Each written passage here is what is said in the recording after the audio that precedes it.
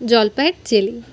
হ্যাঁ, আজকের রেসিপি জলপাইয়ের জেলি। আচার তৈরির সময় সেদ্ধর পরে যে পানিটুকু থাকে সেটা দিয়ে আজকে জেলি তৈরি করব।